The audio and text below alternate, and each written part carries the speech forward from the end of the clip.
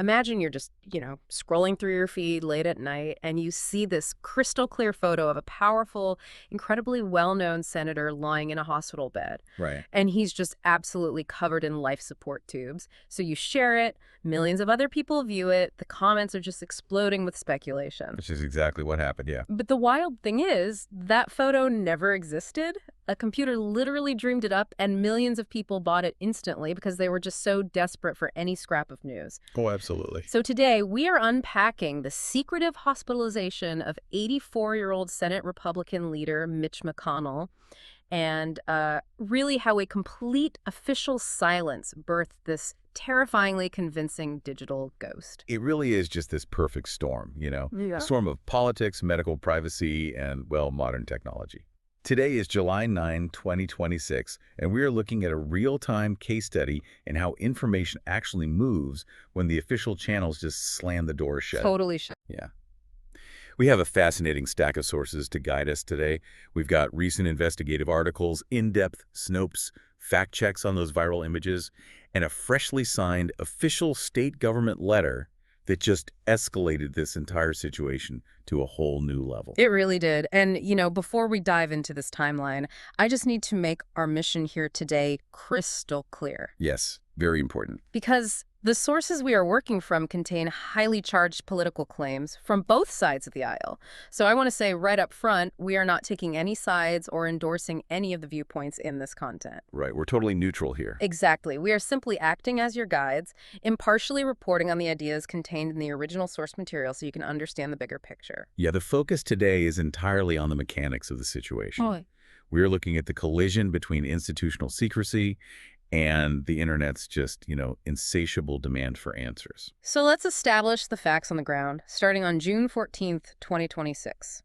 McConnell is reportedly found unconscious at his home in Washington, D.C. Now, initial reports can be foggy, we all know that, but independent journalist Desiree Townsend actually managed to get hold of the leaked EMS dispatch audio directed at the senator's address that day. And that audio is intense. It's severe. The terminology used by the dispatchers explicitly references, quote, CPR in progress, unquote, a reported cardiac arrest, and the dispatch of advanced life support before he was rushed to George Washington University Hospital. Yeah, and that phrase, advanced life support, or ALS, is a crucial piece of the puzzle here. How so? Well, it means dispatch isn't just sending a standard ambulance for a transport. They're sending paramedics equipped for highly invasive critical interventions. Like what kind of interventions? We're talking cardiac monitoring, intubation, administering intravenous medications right there on site.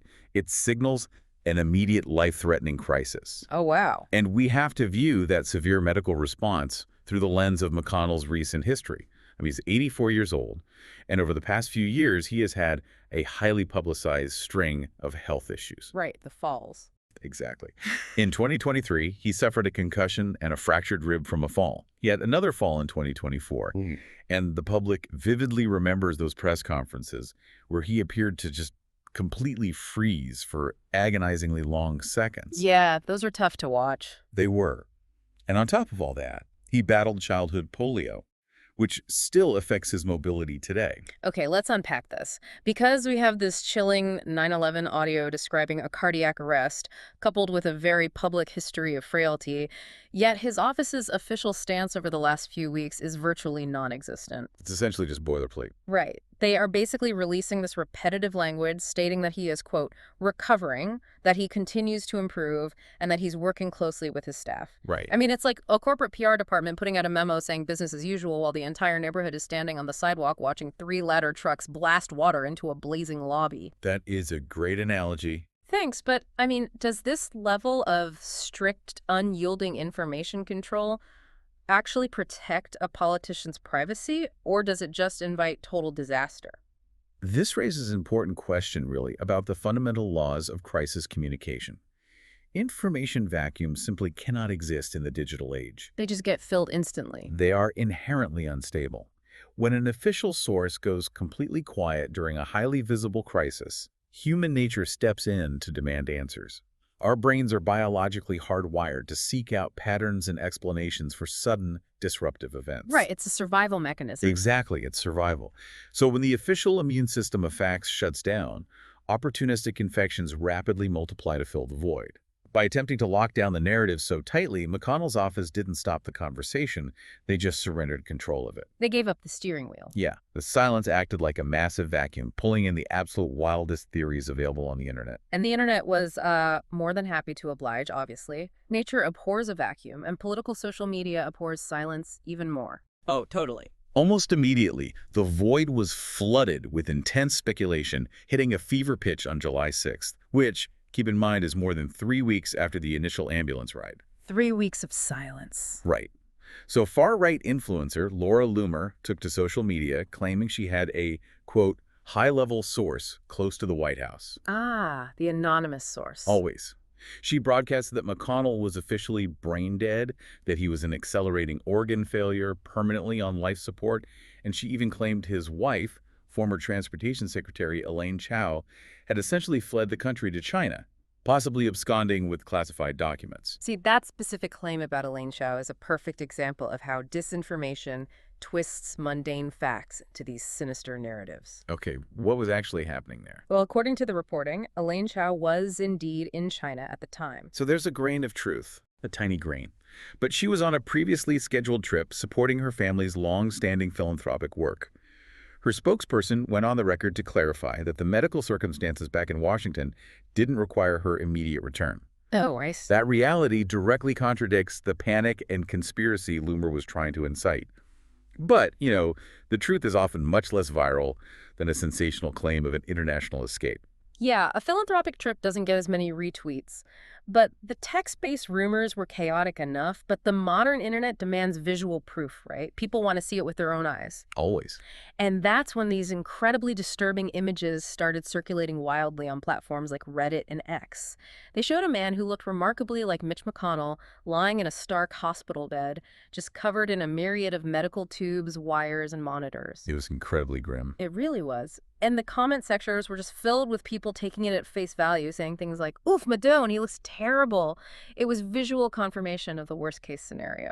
This is where Snopes stepped in, and they did a phenomenal job deconstructing this visual proof. They completely dismantled the images. Okay, break that down for us. How did they prove it was fake? Well, the methodology they used to prove it was an AI fabrication is fascinating because it highlights the current limitations of artificial intelligence. You see, AI image generators don't actually understand three-dimensional space, or physics, or basic logic. They just know pixels. Right, they operate by predicting pixel patterns based on their training data.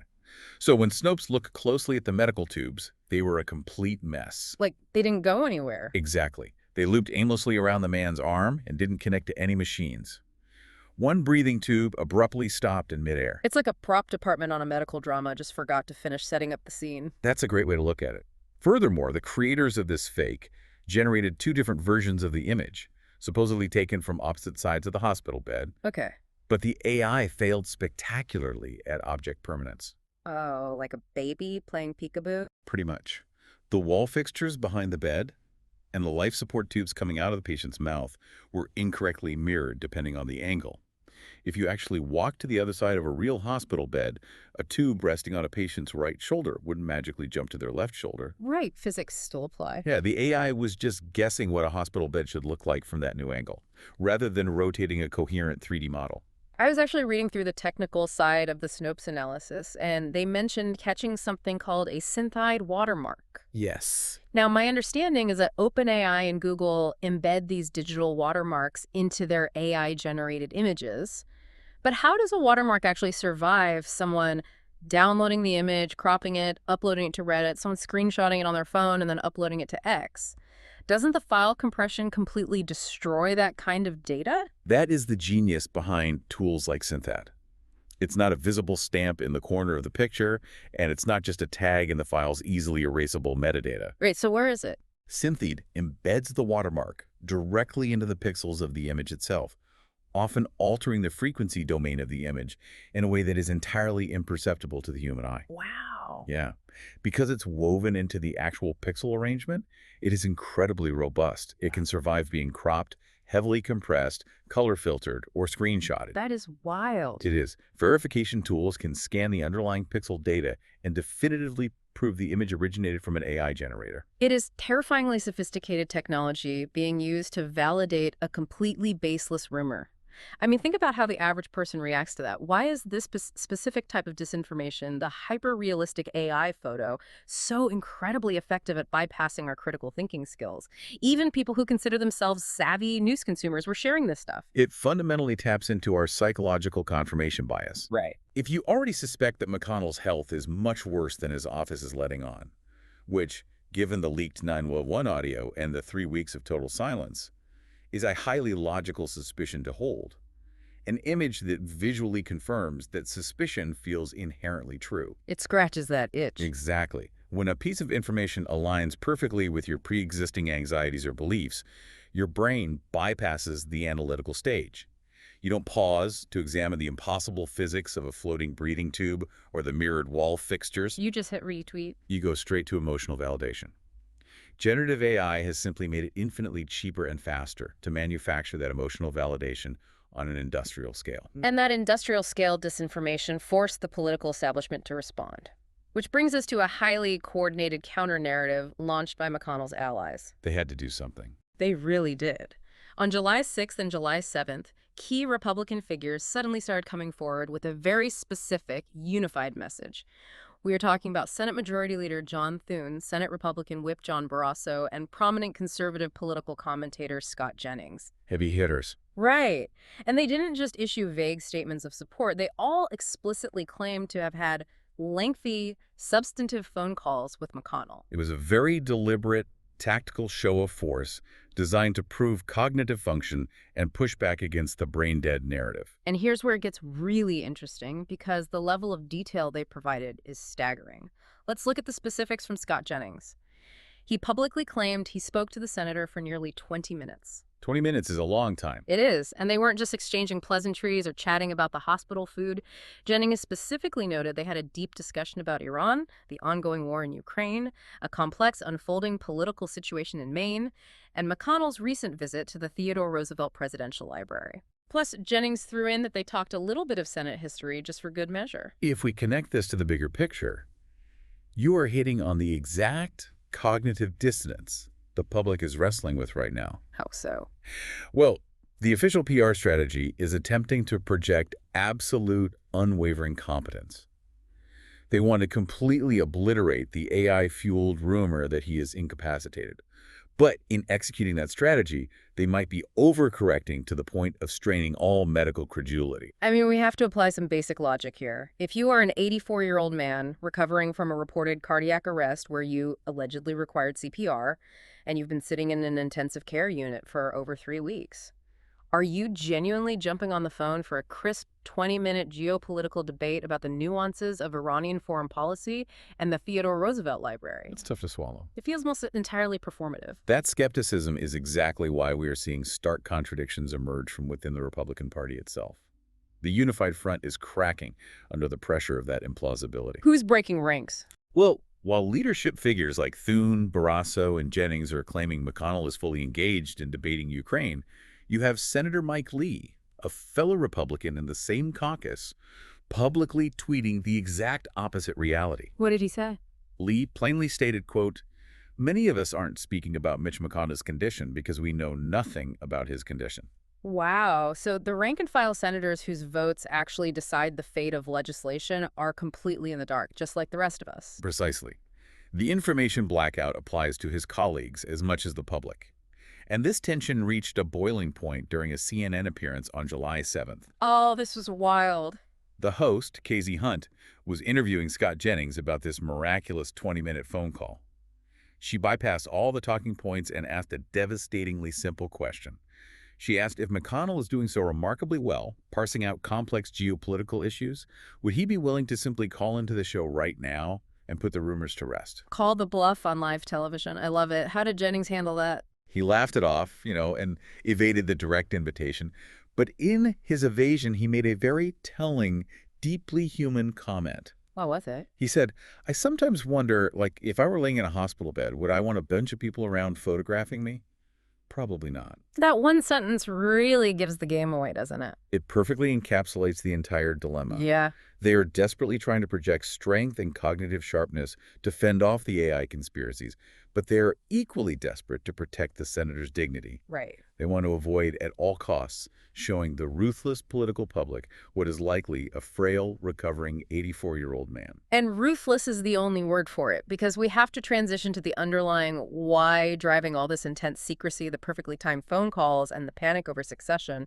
It comes down to the brutal political math of the United States Senate. The numbers dictate everything. Right now, the Senate is hanging on a razor-thin 53-47 Republican majority.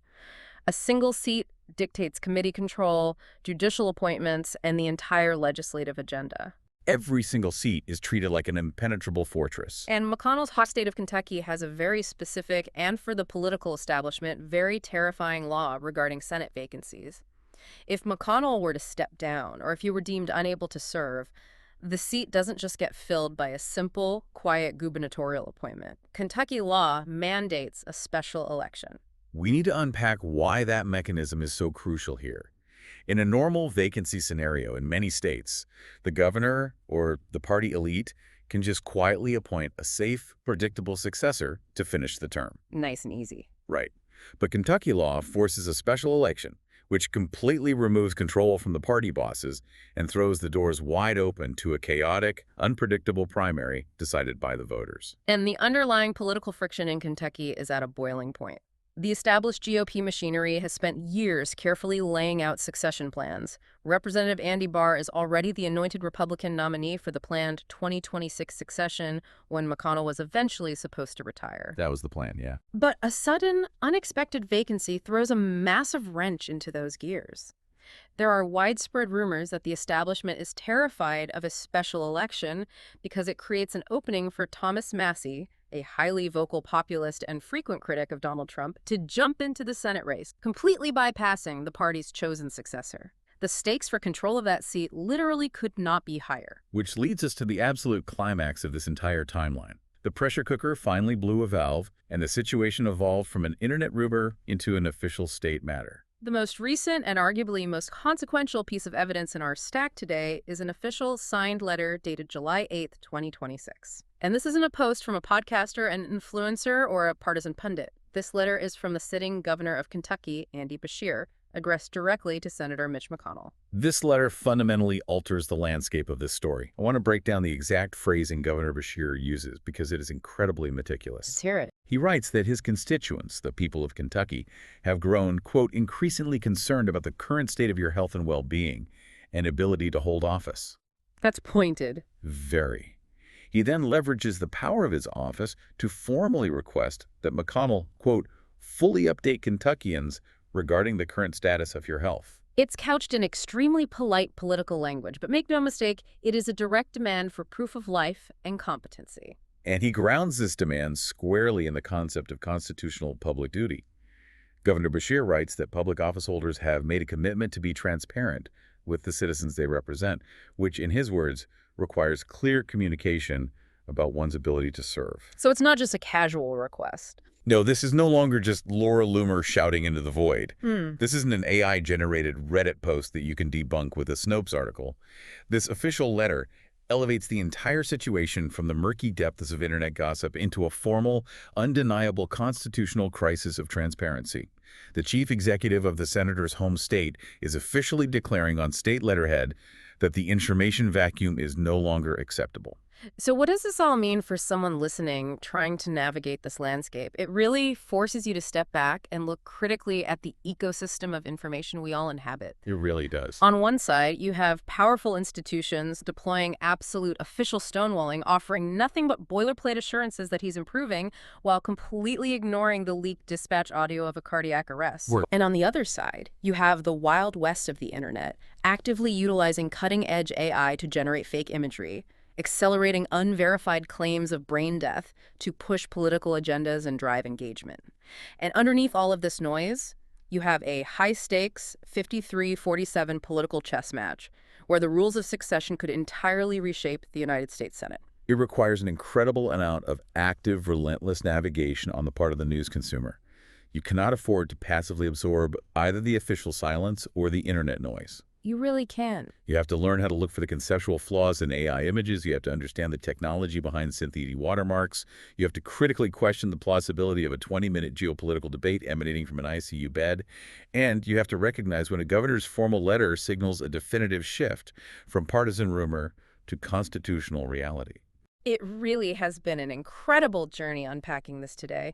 We started with a leaked 911 call reporting a catastrophic medical emergency, waded through incredibly sophisticated AI-generated hospital conspiracies and viral brain-dead rumors, analyzed highly coordinated claims of 20-minute phone calls about the Theodore Roosevelt Library, and finally arrived at a governor formally demanding the truth on behalf of his state. As we wrap up this deep dive, I want to leave you with a final lingering thought to mull over. It draws directly on that very human comment Scott Jennings made to Casey Hunt, the one about not wanting to be photographed while lying vulnerable in a hospital bed. Right, that one really stuck with me. It's a completely relatable sentiment. None of us would want that. But that personal desire collides violently with a brutal political reality. In an era where we demand 2047 access and absolute transparency from our elected leaders, where exactly is the line drawn between a public official's right to basic human dignity and medical privacy and the public's absolute constitutional right to know who is actually capable of running the country? It's a tough line to find. It is. If an 84-year-old man is fighting for his life, does he owe his constituents a photo to prove he's still there? We all want the raw data. I mean, we all feel entitled to the objective truth of exactly what happened behind those hospital doors. But when the subject of our investigation is a fragile human being, prying those doors open becomes a vastly more complicated moral and political question. Thank you so much for joining us on this deep dive today. Keep navigating carefully out there, stay endlessly curious, and always keep questioning what you read.